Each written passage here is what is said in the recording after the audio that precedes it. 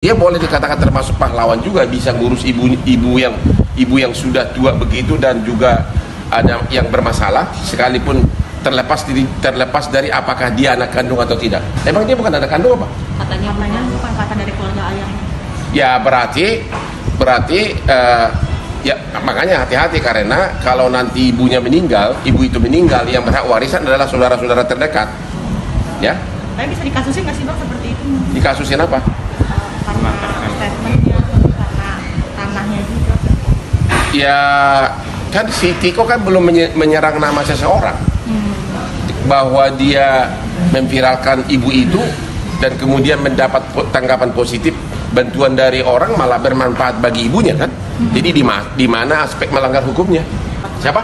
Tiko. Yang cewek tadi? Cowok yang rumahnya rumah mewah. Yang cewek mah. Saya kira nggak ada masalah. Artinya apa? Bahwa dia mengurus ibunya itu sesuatu yang kita puji. Terus dia masih beruntung ditinggal orang tua rumah yang sangat besar. Bahwa orang ibunya sudah penyakit tua, ya itu bisa dimaklumi.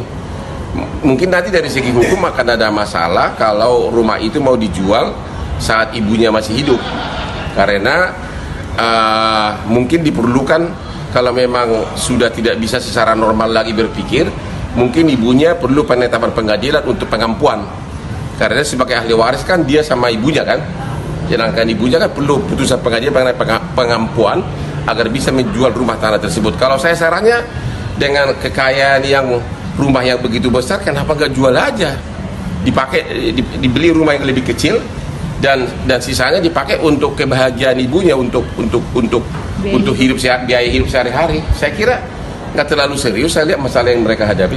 Tapi di dalam itu Bang, katanya si Tiko ini bukan anak kandung itu. Dia masih punya hak untuk rumah atau seperti apa? Ya, yang jelas saya nggak tahu fakta sebenarnya. Yang jelas bahwa yang berhak atas warisan adalah istri dan anak kandung. Kalau nanti ternyata tidak ada ahli waris anak atau anak kandung atau istri, berarti saudara bapaknya. Ya, kalau yang Islam beda lagi, ada nanti rumusnya.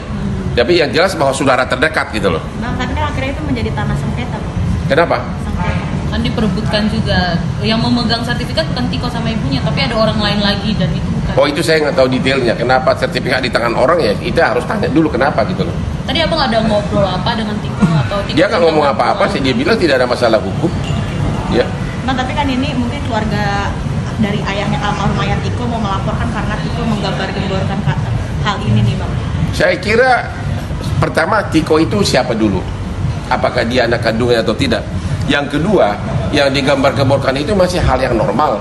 Yang ketiga, dia boleh dikatakan termasuk pahlawan juga, bisa ngurus ibu yang sudah tua begitu dan juga ada yang bermasalah, sekalipun terlepas dari apakah dia anak kandung atau tidak. Emang dia bukan anak kandung apa? Katanya bukan kata dari keluarga ayahnya.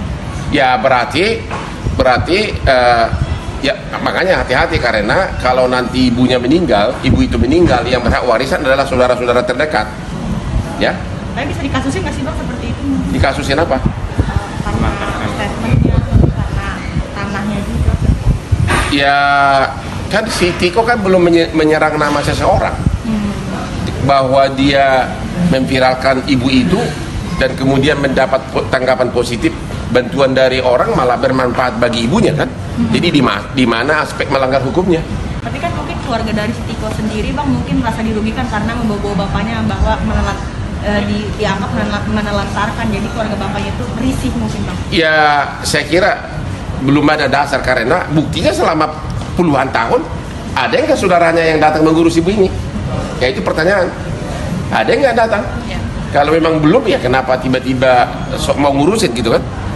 Jadi ceritanya tuh gini, awal mulanya tuh aku pendidikan sampai kelas 6 SD lulus kelas 6 SD. Lanjut sampai SMP kelas 1. Oke.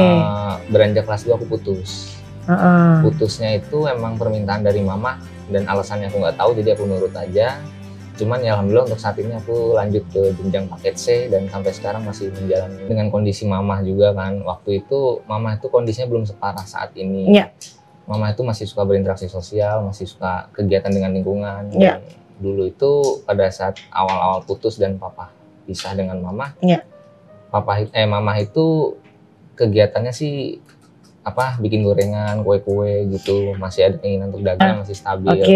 Ya dari situ aku paling ya keliling komplek ngejualin gorengan atau menitipkan ke warung sampai akhirnya mama nggak sampai setahun sih mulai menurun kesehatannya, dan akhirnya ya menggunakan tabungan dari mama untuk kehidupan sehari-hari. Sekarang aku jadi security udah jalan kurang lebih 5 tahunan di komplek itu. Mama sama papa itu pisah di 2010. Dulu maaf ya, mama sama papa kan orang berada gitu. Iya. Saudara-saudara pun masih berkumpul di rumah, masih harmonis. Jadi nggak lama papa pisah sama mama di tahun 2011 kalau nggak salah deh. Itu listrik bebarengan dengan air, bersama dengan air tuh dicabut. Ya jadi kondisi rumah seperti ini keadaannya tanpa listrik tanpa air itu. Dokter pun memberi opsi nanti kalau mama sudah kondisi yang memungkinkan stabil, opsinya hanya rawat jalan. Cuman emang kata dokter kemungkinan untuk sembuh total kecil karena ini sudah terlalu lama penanganannya telat. Iya.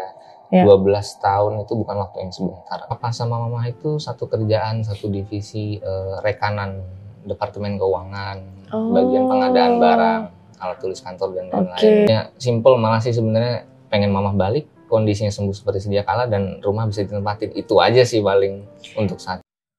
Iya, Tiko ini sangat-sangat menginspirasi bagi saya, dan saya juga merasa bahwa teman-teman sekalian juga terinspirasi. Hotman Paris saja juga sangat respect, bahkan mengatakan bahwa Tiko ini adalah seorang pahlawan yang sudah menjaga ibunya kurang lebih 11 tahun dan dengan setia menjaga ibunya, rela tanpa air, tanpa listrik di rumahnya, dan tidak meninggalkan ibunya. Luar biasa. Dan mari kita doakan Ibu Eni biar cepat sembuh. Kiranya Tuhan senantiasa memberikan damai sejahtera bagi Ibu Eni dan sukacita. Cepat sembuh ya Bu Eni, dan buat Tiko biarlah menjadi orang yang baik, orang yang diberkati oleh Tuhan dan senantiasa dicukupkan segala sesuatu kebutuhan, dan senantiasa menjadi orang baik dan selalu rendah hati dan tidak menyimpan dendam. Dan memang ini sangat-sangat luar biasa Tiko ini. Biarlah menjadi berkat bagi kita semua.